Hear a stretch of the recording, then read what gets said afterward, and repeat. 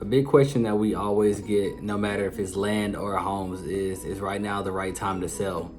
In this video right here, we're gonna give you 3 reasons why right now might be the best time for you to sell. The first reason, especially since we are in the Dallas-Fort Worth metroplex, is that you will receive higher returns right now. Since interest rates are going up, less people will be able to purchase homes or land moving forward within the next couple years.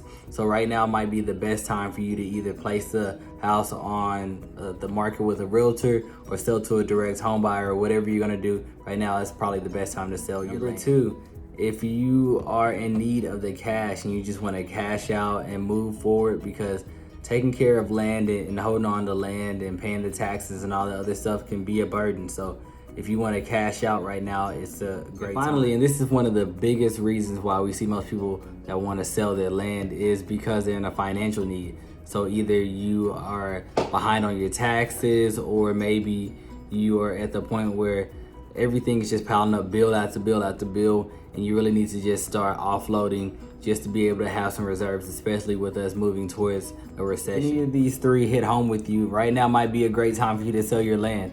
If you're looking to sell, reach out to us. Go to our website, www.nowpropertyinvest.com.